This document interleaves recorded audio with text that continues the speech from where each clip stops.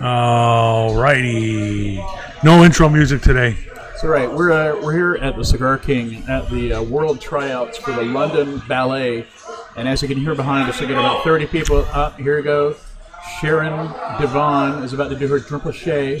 Some of the ballerinas just got into a fight. Yeah, it is mayhem on the ballerina court. But welcome to Jeremiah Creek. Let me say that first. Yeah, that's right. I'm David Haynes. That's Bull Garlington over there. And if you're watching this on YouTube, subscribe, hit the like button. You know, if you're listening to this on Spotify, go over to YouTube, subscribe, and hit the like button. And get us a sandwich and stop by. Look, I ate that whole pizza almost. What? That kid ate the whole pizza almost. He's growing, man. He's growing. There we go. All right. So, actually, they're watching a Euro Cup. Is that what it is? It's not the World Cup. I don't think it's a World Cup. Copa America semifinals. And this Spain is France. Is that Spain? ESP? Spain, yeah. ESP is Spain? I guess. Asking the wrong guy. I don't know much about ballet. Yeah, it's the Euro 2024 semifinals. Did you hear the biggest controversy about this tournament? The English fans. All right, first of all, we're in America. We don't get into soccer like they do in the rest of the world, or football as they call it. Look behind you; those guys are into it. Yeah, they're into it here. But the English people have started singing the old war song. There's no German bombers in the air. Oh my God! Really? No German bombers in the air because the RAF pilots shot them all down. You know, it was like this. That's nice. And apparently they've been doing it all season. It seems like soccer's always on, so I don't know. But now you got these people talking about how offensive it is, and now the fans should stop singing it. There were people even talking about having fans arrested for singing this. English people, maybe German people, I don't know, but talking about because it's offensive to sing about, about the killing Nazis. Yeah. British people have. Actually, I didn't hear the Germans. I didn't hear the Germans complain. I heard English people complaining about it. So, English people are savage, and they have the best cursing around. Oh, they bloody well do. I love English cursing. I love the employment of the word twat so often. I think that's really great. They call cigarettes fags, which I don't understand. Fags. They call fanny's not what you think it is in England. Fanny is not in the back in England. The fanny is in the front. Really? Yeah, for a woman. Yeah. That's weird. I know, it is very odd. All right, so I had a couple of topics. Please bring on your topics, Dave. The first one is I know. I was reading. Okay, I got rabbit holed. I was watching a documentary, and they referred to. They were talking about dropping the atomic bomb during World War II. That was the documentary, how World War II ended. And the guy who dropped it was named Paul Tibbets. He was the pilot of the aircraft. The rabbit hole I got sucked down in is that we dropped 2 atomic bombs during World War II. Right. I've always heard about that guy because he was the first one. I never heard about who the other pilot was. So I went looking for the other pilot. But getting back to Paul Tibbets, he's the famous guy for flew to Enola Gay, dropped the first atomic bomb. And the screen just flipped out. I don't know why. All right, we're okay. So it started me down a rabbit hole. I was like, whatever happened to him after the war? I stayed in, became a general. He died in 2007 or 1990. I think it was 2007. He was like 92 years old. And he was, I saw a thing that said when he died, he did not want a headstone or a burial plot because he didn't want people who were opposed to the atomic bomb to desecrate his grave. So now, I mean, I've seen a lot of people, they died. And so basically he had ashes. He were scattered somewhere World War II related. But usually you don't see why people are cremated. and for some reason that struck me as odd. A lot of people that are cremated still have a headstone too. Yeah, or they're put in one of those walls at the cemetery. Yeah. So they have a plate. But anyhow, so it got me thinking, because when my mom died, we cremated her. We scattered her ashes in Lake Michigan and had a big ceremony, and the police boat was there, and yada.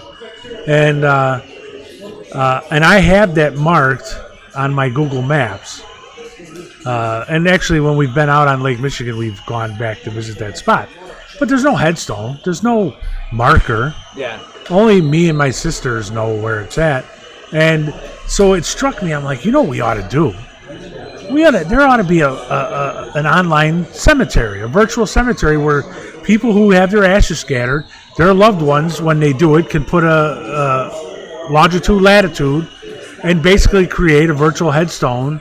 And that way you can look up. It's actually a good idea. Yeah, you can look up, hey, whose ashes were, how many people were scattered here? How many, or, Disney would be blanketed. Yeah. Like, I know for a fact at Disney is, because my dad's ashes are bricked up in the wall of a Contemporary hotel. And Wrigley Field, they drop them out of the bleachers onto the morning track. But anyway, so I thought, wow, this is a great idea. And I literally was about to call you or send you a text saying, hey, we ought to do this. It could be a great idea. And before I did that, I looked, and it turns out that I am not the first one to have this fantastic idea. I don't think I've ever had an original idea. You know what? I really thought we had one original idea, but now that's gone too. What was that? Where you can track your significant other's menstrual cycle. That was, by the way, for those of you who are going to say, hey, that's not an original idea, that actually exists. I know.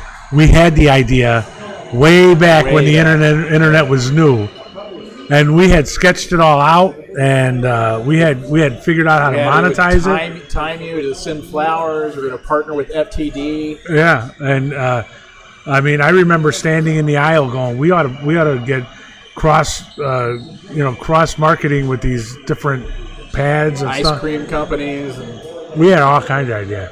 Yeah. And we're lazy, And somebody else came along and had that same idea. Also, and we made don't a lot know of how to money. do anything. Well, at that time, that. now we would be able to do it, but now I would hand it off to somebody I know. Actually, for that one, I'd go to Ted Hogan. Yeah, he's an app builder. Yeah, so also a baker. I found out. But I was really struck by I had this brilliant idea. And then I go and find out there's at least 3 or 4 of them out there already. I mean, already designed, already done. I'm going to actually add my mom's edge. And how depressed that made me feel. That usually I'm like, oh, well, somebody had a better idea. Somebody had it faster. Really into that one. Yeah, and it was like, boy, I think I've gotten to a point where I really don't have any original ideas anymore. Well, I mean, it is difficult to have an original idea, and usually the ideas nowadays are taking an idea and then figuring out an original spin on somebody else's idea. Somebody said one time it's not about whether or not it's the first time this thing's done. It's about whether or not it's been done right. Oh no, they said it's not if it's been done before. It hasn't been done well. Yeah. So if somebody has an idea and they do it, you're like, that's okay, but I can do better. That's typically what people do. I mean, as a writer, I got to tell you, man, there's a lot of times I start to come up with an idea and I'm like, I feel like I've heard this before, and I tool around, and after a couple of days, bing, there it is. I'm like, son of a bitch, someone's already done that. Which is, pretty much every story's been told, so. Yeah, they're just told with different characters or different order. Idea for an app that that automatically rearranges your app icons on your phone according to which ones you use most often. Automatically. Like it just does it without even thinking about it. Hate to tell you. I'm sure it's been done. It's been done. Yeah, I'm sure it's been done. What else we got? We got, there was some other idea. We have a ballerina down. They're not ballerinas. You really don't understand sports. Wouldn't it be great though if that's what was going on here? All these guys get together to smoke cigars and eat wings and drink beer and watch ballerinas. They're all watching Barbie. Yeah. That'd be fantastic. I made beer this weekend. Well, okay, no. I was with a bunch of guys this weekend, and they made beer, and I watched. And you supervised. I watched and made wry comments, and had a good time. What kind of beer? A Roggen beer. What? Yeah, that's the right response. It's a very, very good beer, but it's an unusual style. What the fuck? When I drink coffee, I need an air hole. Okay. It's a. I don't know how to. It's a dark beer. That's all I can tell you. It's really good. It's a unusual. It's a rye-based beer, so they don't make them a lot in America because rye's a bitch to brew with, and so I tasted it before we put it in the fermentation tank, and it tastes awesome. And took some of the hops home because you can use all the hops, and I realized that it's like man potpourri right there. Really? Little bowl of hops on the table. It's like that's the right. You should put it next to where you're writing when you're on your YouTube channel. There you go. Yeah, which I've hit 17,000 hits now. And send some of them over our way. By the end of the day, I'll have 300 followers. Can you put a little note? Check out Jeremiah Creek on YouTube. At the end, I put BillGarlington.com, so I'll put JeremiahCreek.com. Just put a little note at the corner of your desk. Oh, like a logo. Yeah, well, or like even just write it out. Write it out on a piece of paper and just put it off to the corner of the... I have I take a picture of my bookshelf every morning, a video of my bookshelf, and right dead center is Fat in Paris. Right dead center. Just like people we're doing on Zoom in the news all the time, right? Yeah. And now they'd have their books right there. Right, yeah. Mine dead center, right in the middle. I should face it out. Speaking of Zoom, I've been watching, there's a YouTube channel. I don't know if we should talk about other people's YouTube channel. By the way, some of this stuff that's news, we got to figure out if we can use some of these clips that people put on YouTube. If they put them on YouTube, they're legal for us to put on YouTube, right? I don't know. Clips from what? Well, okay, so I've been watching this YouTube channel lately since the whole Biden-Trump debate fiasco. Mark Halperin has a YouTube channel called Two Way, the number 2 and the word way, W-A-Y. And the idea it was a very good idea. I wonder if he can let us do maybe we can see if we can just fold into that. But they do basically what we do, except about politics. It's Mark Halperin, so he does politics. And what they do is they have a Zoom meeting.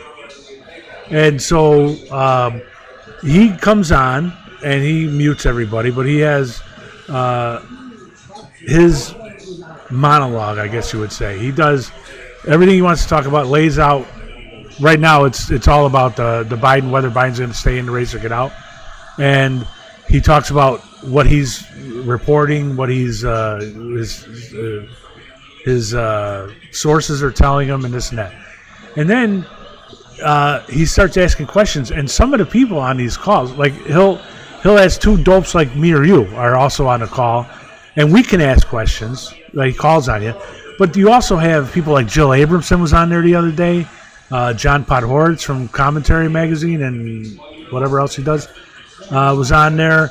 They had a couple doctors on there yesterday. One guy was 95 years old. He used to be Nixon's doctor, and he asked them questions and explains, so he's got like subject matter experts.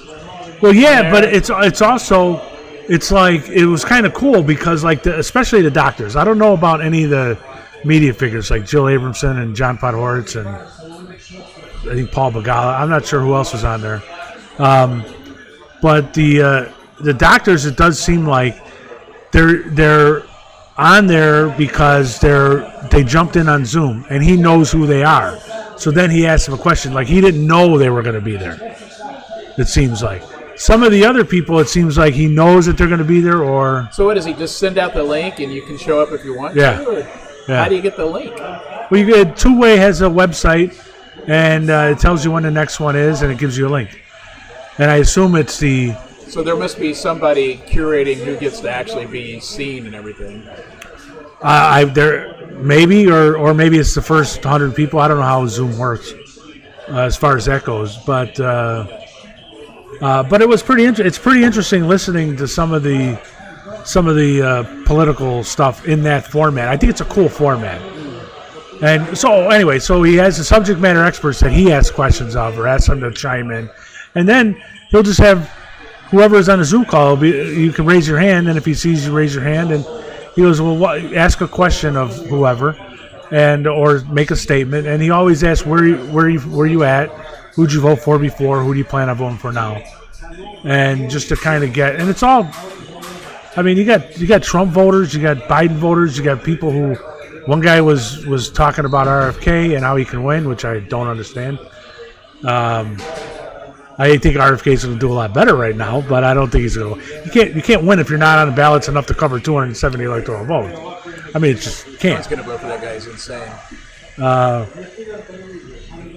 I think a lot of people will vote for Ward Kennedy. A lot of people will vote for the conspiracy theory aspect. A lot of people will vote for his anti-vax stuff. Yep. I mean, there's still a lot of people mad about that. Even people. I mean, I'm a little ticked off about it. I was a little ticked off about the fact, not that I was ordered to get the vaccine. I was ticked off about the fact that I had to turn over my medical records to the Chicago Department of Human Resources in violation of HIPAA laws. That was for the aliens. The aliens didn't have to get it. That are tracking us. And that when it was all done, they're like, we don't actually want you anymore. And so they left. Yeah. So we fucked up our only alien contact. But anyway, so I was watching that. It was a pretty interesting thing. It reminds me of our idea we had for a thing like that called mandatory meeting. Remember that idea? We can set it. We can with this software we have. That's one of the things I was thinking about was we can set it up. We can do a Zoom meeting. We should try it. All right. Let's give 10 people and say, listen, we want to try this. We'll get Tim Bernardi from Orlando. All right. Ted Hogan. You think he'd do it? Maybe. I don't know. Yeah, I mean, I'll send it out. I'll put it on my Facebook. Yeah. And people that want to jump in, I think that'd be fun, man. But we'd have to have like jobs. Like, so you'd be like the main host, and I would have to mediate. Like, I don't know how it would work, to be honest with you. I don't know. Well, we kind of either will have to sit next to each other so we can both see the screen. I think it'd be easier if we just used our own computer. Like, I'll just sit in my office and use my computer. Yeah, but you wouldn't be able to see hands waving if you wanted to be the curator. There's got to be a co-hosting thing. Yeah, maybe. There's got to be. All right, let's try it. If Zoom doesn't have it, I bet Google Hangouts or the other one. What is it? Those are the only two I know how to use. Yeah, there's another one too. Microsoft Teams. Oh yeah. Actually, I have that too. But then everybody has to have Microsoft.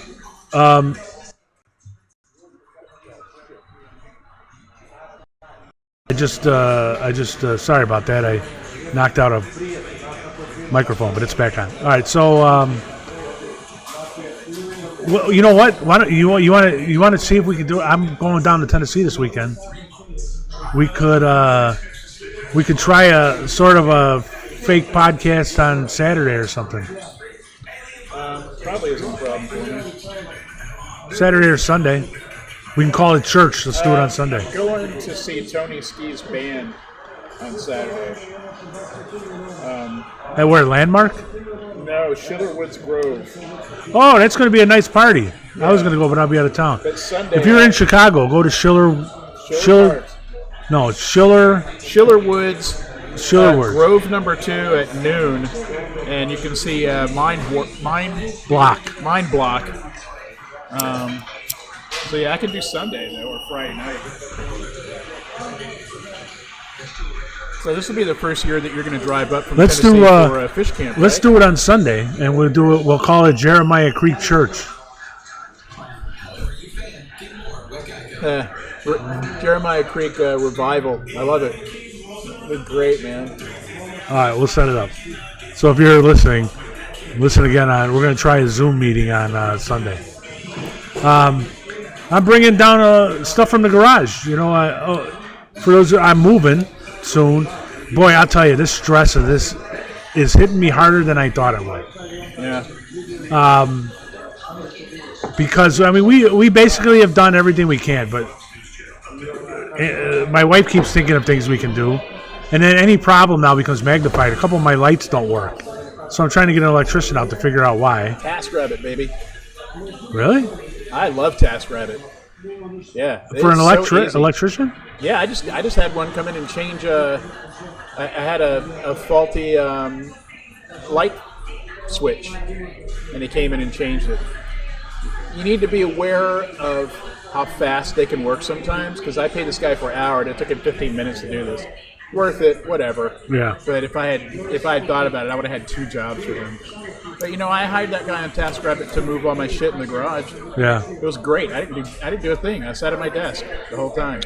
Well, I've used them a lot. you know what? I'll try that, because the 2 electricians I've asked, one of them came by, and he's a guy that's done a lot of electrical work for us in the past. So he was like, you should wait for the inspection and just fix what they tell you in the inspection. And I'm like, all right. I said the problem is that these lights aren't working. All right, there's the switch. I thought it was a switch. I changed out the switch, so I could just check out the switch. But yeah, he's wrong. Because my thinking is wait a minute.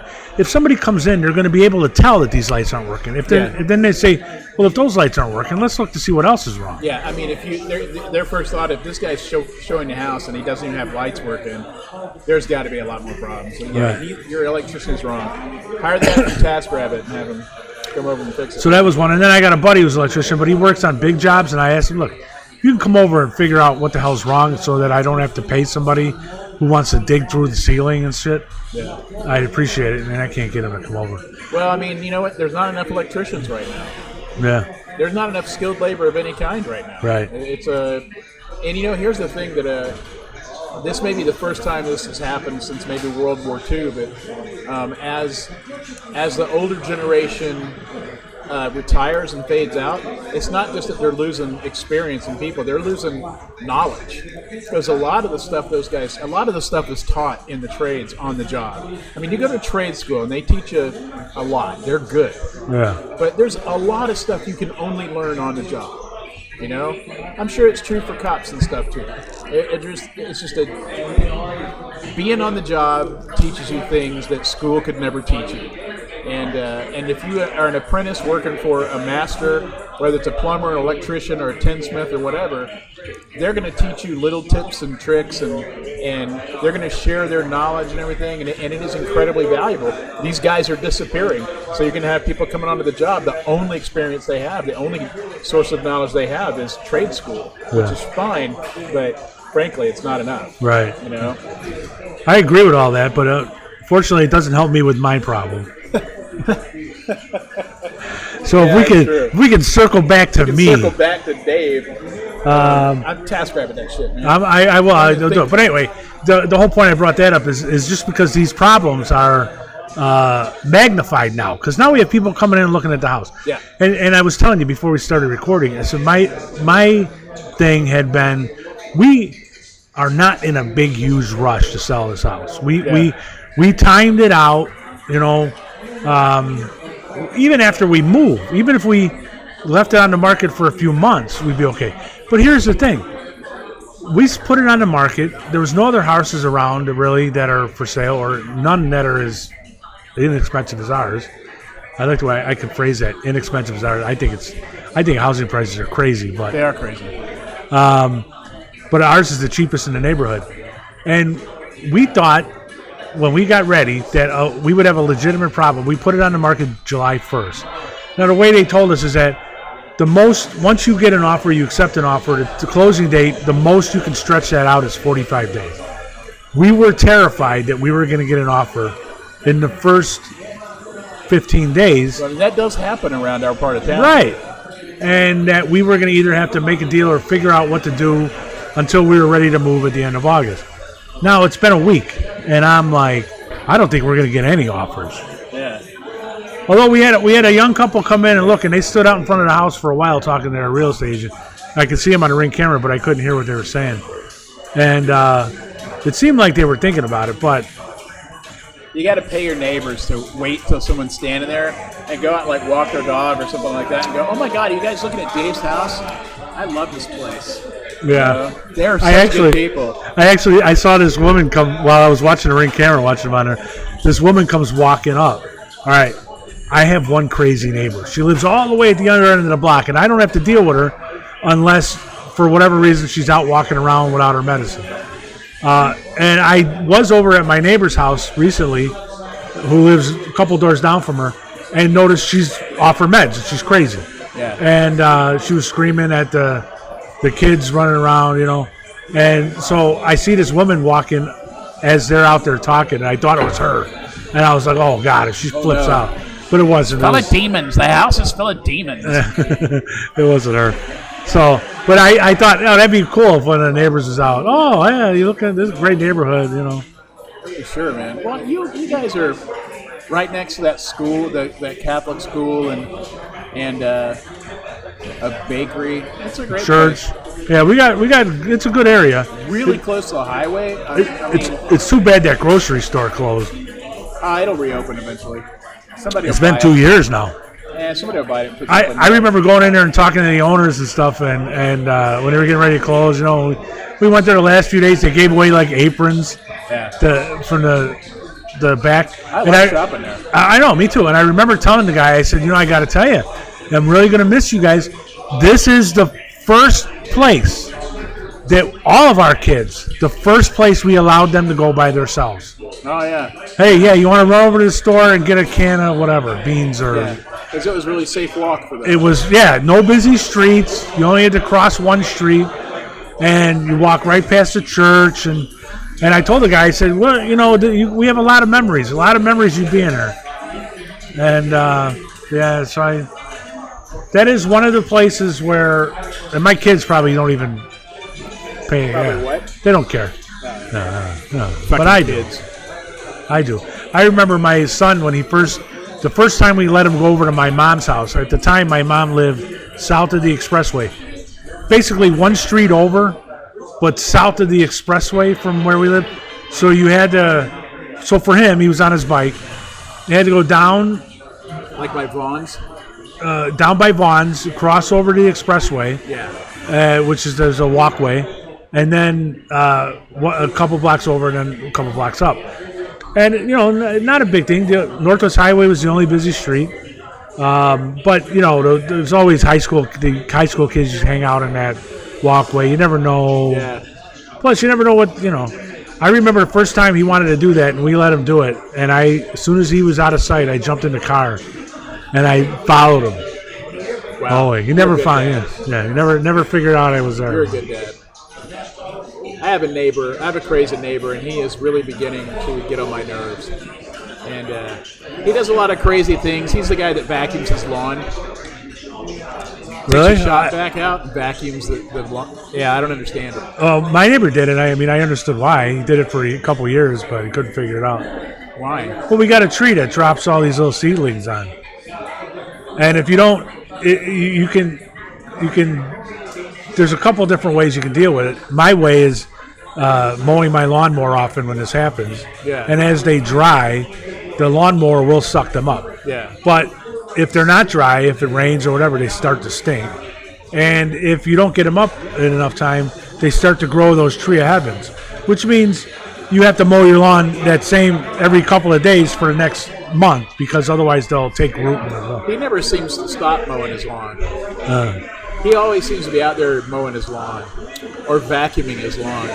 But his problem is that his car alarm goes off seemingly only on the days that are days that my wife can sleep in. So only on the weekends. During the week, his car alarm doesn't go off. On the freaking weekends, unless she has a day off. If she has a day off or she doesn't have to go in that day early, his car alarm goes off. Like he looks at her schedule or something. And I'm really tired of it. It's like learn how to figure out how your car alarm works, or get it out and get another one. You're pissing your neighbors off, And I always want to be a good neighbor, but he's starting to wear on my patience, and I'm starting to think about pranks. And when I say pranks, what I really mean is sabotage. And I'm trying really hard to talk myself out of it, but he is getting on my nerves, man. Yeah. There's nothing like it. 2:30 in the morning, his fucking car alarm goes off. You know? See, yeah, that would annoy me. My crazy It's neighbor. always way too early. My crazy neighbor is like seriously mentally ill, Yeah. and she has been for 25 years. I mean, all the neighbors understand it. Yeah. It's hardest on the people who live near her with kids, because sometimes, especially the guy who lives next door to her, she'll be out in the backyard and cursing at the kids, and that's got to be bad. She'll run out and screaming at people on the street. Now, we all know her and be like, Kathy, just go ahead inside. You know, go ahead inside. And, but like, I really feel bad for her. For some reason, her car was parked down the street near my house. I don't know why. And she was down there by her car and like screaming at people who went by. But to me, looking at her like, Kathy, you want to go home? You know, she's like a dog who barks at, cars going by. Well, some people who are not neighbors of ours who don't know just see a woman who's an asshole and started throwing eggs at her and egg in her car. That's not helpful. And it's like, That's fish in a barrel stuff. Yeah.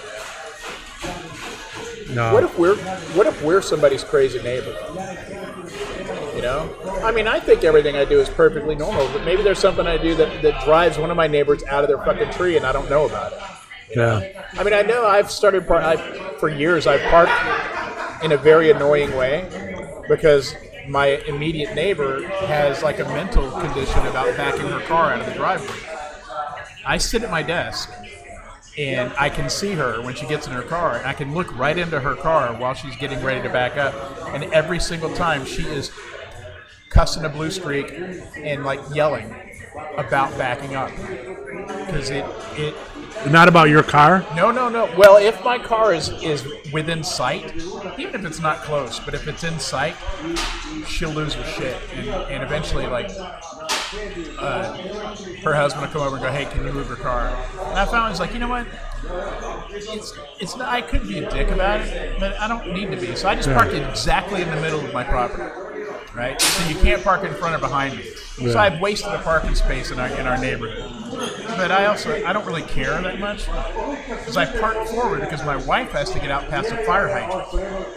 So I need to make sure she's got room, and I need to be able to put my garbage cans out and stuff. So I'm right in the middle, right? And I know there are people like, motherfucker, we could use that space.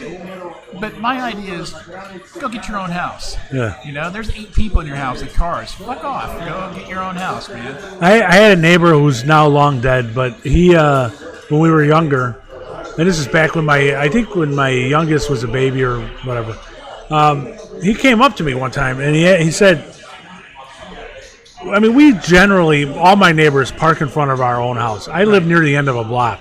So like my truck, I park around the corner where nobody else parks. So it's like fine. But so we have basically 2 car spaces in front of our house. And we use those 2 cars. We try not to park in anybody else's space. But he said at one point, he came up to me, he's like, listen, because we had 3 cars. He's like, can you try not to park in front of my house? My wife likes to park there. And I'm like, oh, yeah, sure. I mean, I park around the block generally. I'll tell the kids. But my youngest was a baby. I said, I'll tell you what, I'll make sure that I don't park in front of your house, and I'll make sure my son doesn't park in front of your house. I'm not telling my wife she's got to park around the corner and lug a baby seat so that your college age kid, because his son was the same age as my son, and I think he was home from college or something. I'm not gonna do that so that he can park in front of the house. Yeah. I said, but I'll tell my son and myself, sure. And I ever since then, I sort of try to not to do that. I try not to, even though he's dead now and the kids are all grown. Well, we have driveways, so ours are really defined, you know. And it's, I mean, 2 cars is maximum, but you can fit 2 cars in front of every house. Yeah. Except mine, because I'm parked dead center, and you can't park. Well, hey, we sort of wandered onto another topic I was going to bring up about pet peeves and stuff. Yeah. I realized today I was watching something and I realized I have an unreasonable pet peeve.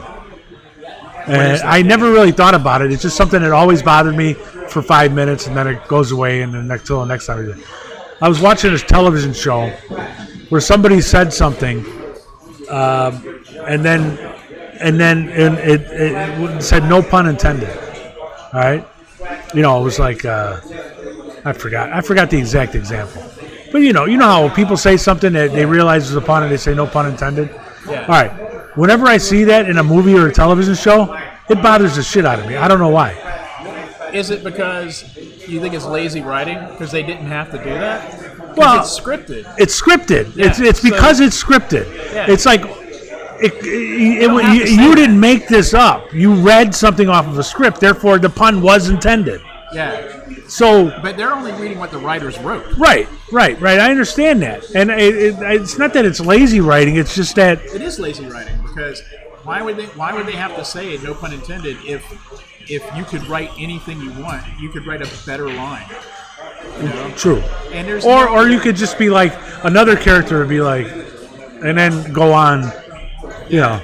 I mean, if there's a reason for it, if it makes sense, then that's okay. But I think that's one of those garbage lines that has no place almost anywhere. I just think even if it makes in the context it was said in made sense if that was a conversation that was completely off the cuff, but it was a scripted line. Therefore, if a newscaster says it, it doesn't bother me. Yeah. If if Saturday Night, if the monologue on Saturday Night would say it, wouldn't bother me. Yeah.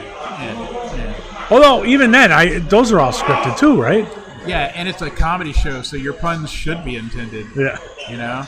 You ever heard anybody say pun intended? You ever heard that? No. Speaking of that, those comedy shows, I was watching. What's the funny guy who does the political stuff now? He's back after 10 years. Jon Stewart. I was watching Jon Stewart last night, and I watched. He's a liberal. Huh? He's a liberal. I think he's more middle of the road. No, that's true. But he was last week. He did this funny thing after the debate.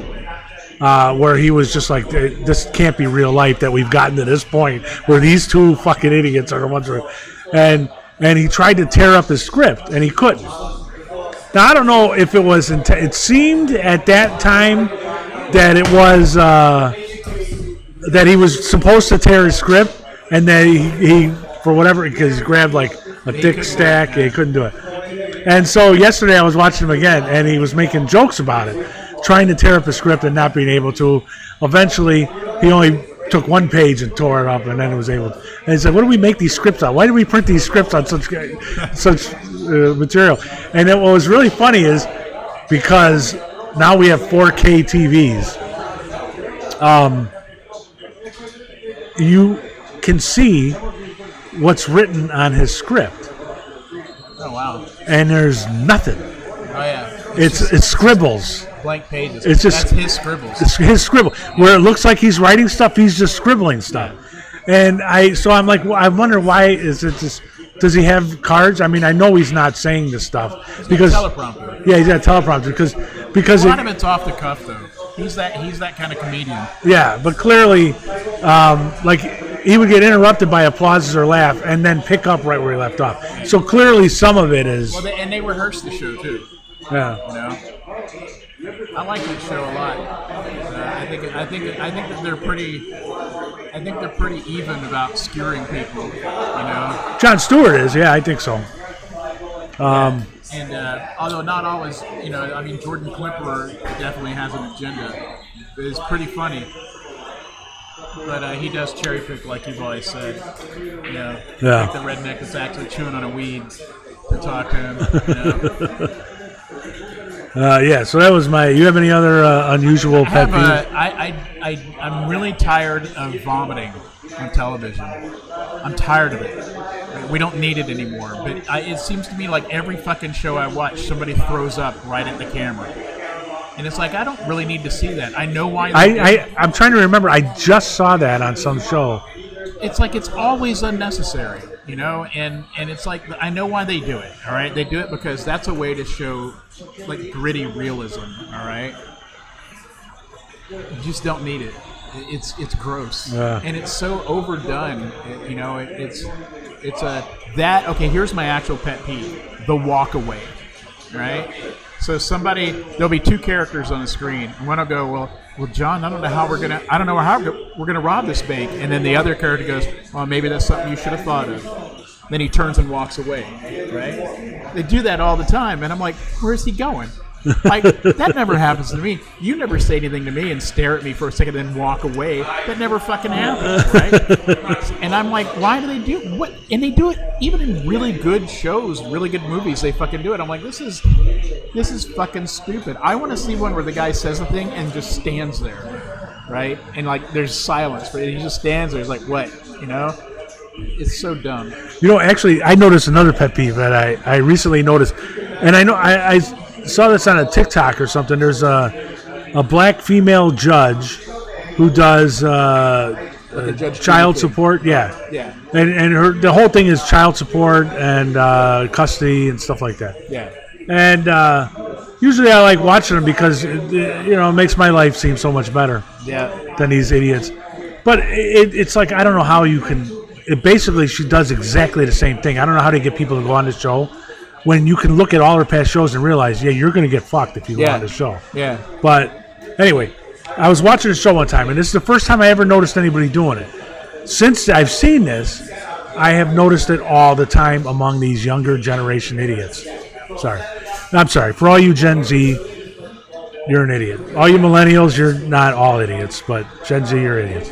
But anyway, what she does is she'll sit there and she'll have a cup of tea, and she'll be like, and she'll talk while she's, or she'll be like, oh, well, that's the judge is doing that? The judge is doing it.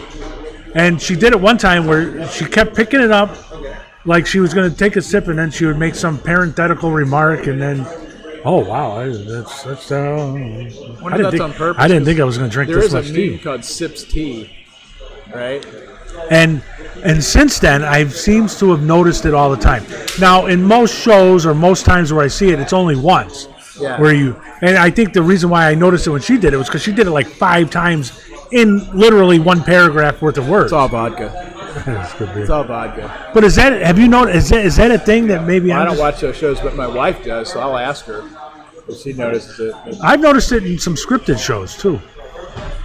That sounds like a lazy thing to me, like they don't know what to do, you know? I saw a clip from, I think it's an upcoming TV show, and it's got a famous actor's name I can't remember right now, and a famous actress, and they're married, and they're like lawyers, all right? And so they're having a conversation in the morning before they go to work, and the actors are both brushing their teeth while they're giving their lines.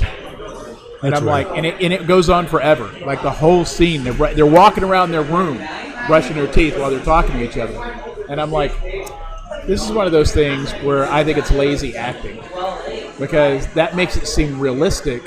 Because brushing your teeth is such a mundane thing to do. Like, oh, how real. Yeah, right? But you don't have conversations while you're brushing your teeth. Well, they were talking and spitting the whole time, man. I'm like, this is fucking stupid. I never talk to anybody when I brush my teeth. Me either. I mean, I would never walk around the room brushing my teeth and talking. Like, what the hell, man? I don't talk to anybody after I brush my teeth.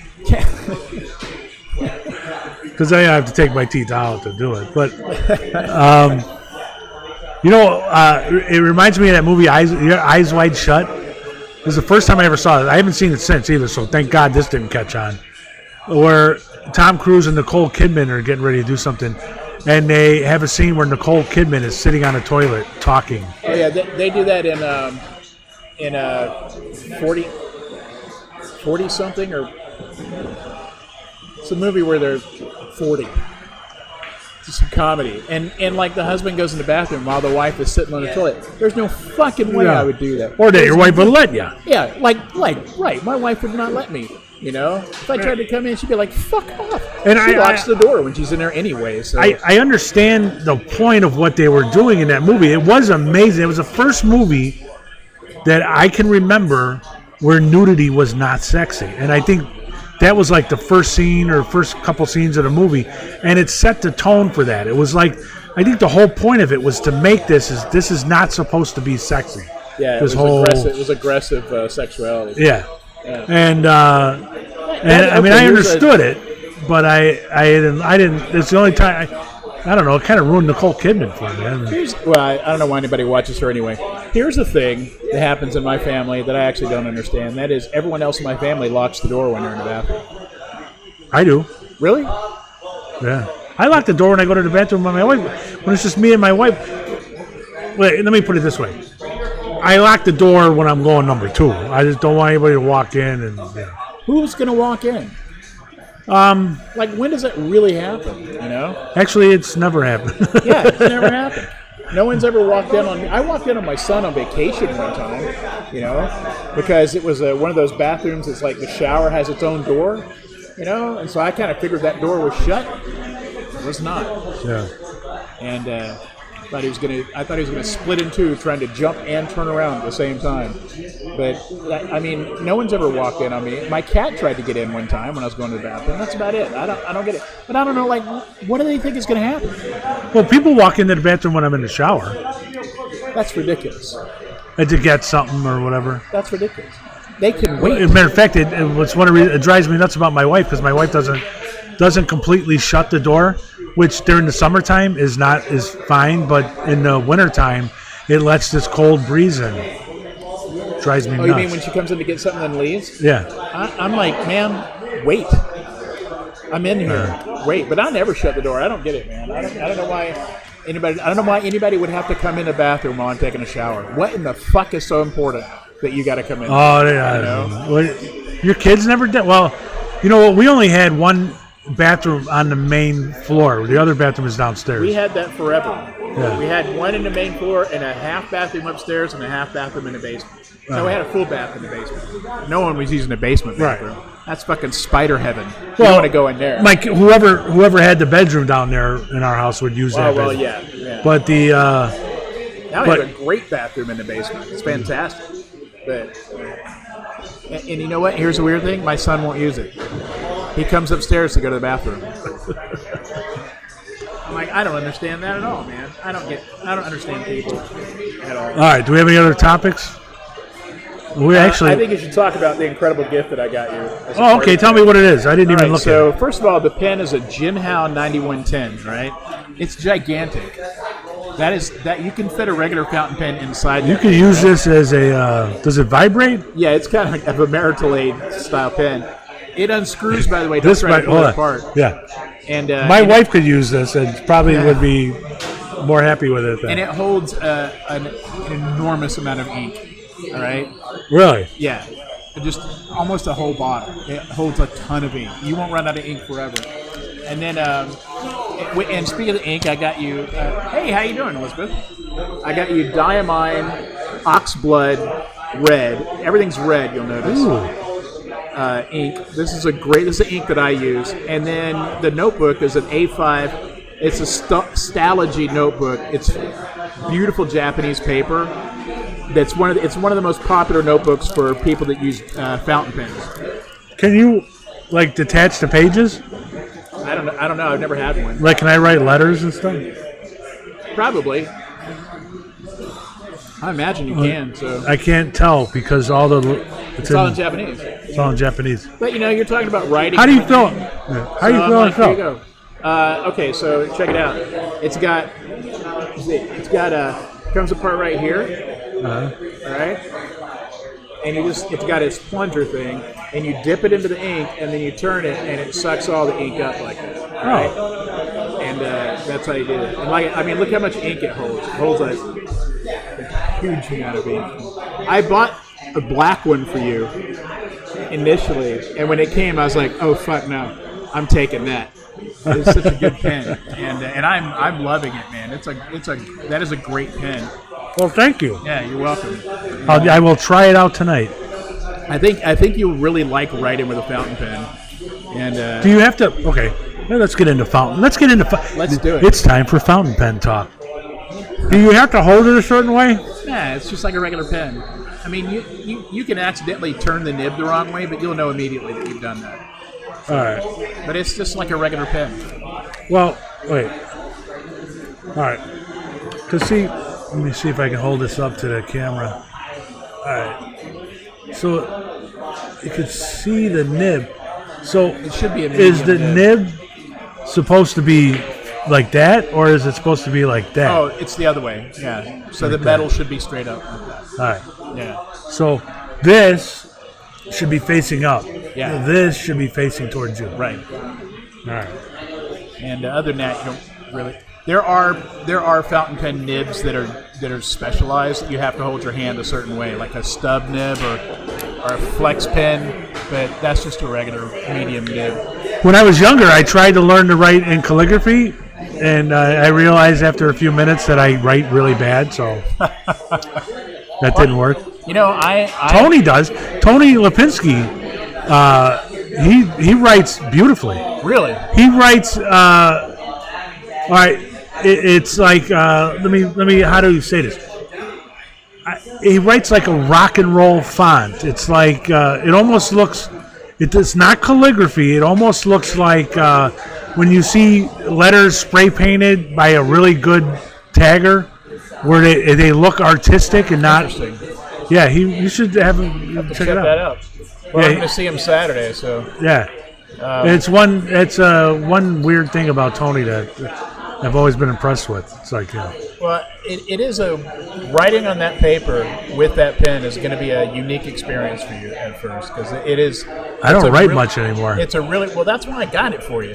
You know, it's a luxurious experience, and I just got new Japanese notebooks because I'm about to run out of notebooks for my work in progress, and I don't like the ones I've been using because everything bleeds through. So I actually spent some money and got some Japanese notebooks, and so it won't bleed through like that.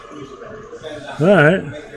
Well, thank you very much, and we should get together for dinner soon. Yeah, I'll talk to Kelly and we'll work it out. She's about to leave she's going to Rhode Island for a work thing that's basically on a sailing yacht. You're not going? Oh, no spouses. And then when she gets back, she's leaving again for something else. I forget what it is. And she'll be gone for like a week. That's another work thing. Oh, and then her friend is going on a work thing to Hawaii, and I think Colleen's going to go with her. Oh. A work thing in Hawaii. I remember there was a bunch of people at a work thing in Hawaii, and then somebody flew an airplane into 9/11, and they were stuck there for a week. How terrible. Yeah, it must have been rough. That's awful. All right, well, that's Jeremiah Creek. Yep, they're Jeremiah Creek. And you know what? I can't believe the battery lasted long enough. I should have played the intro music at the beginning. But, all right, so Jeremiah Creek. And if you listen to this, join us on Sunday. We're going to do a Zoom. Oh, wait, we have to figure out how to do it on YouTube live. What do we call it? I can still do that. All right, I can do that. We can do it on Facebook Live.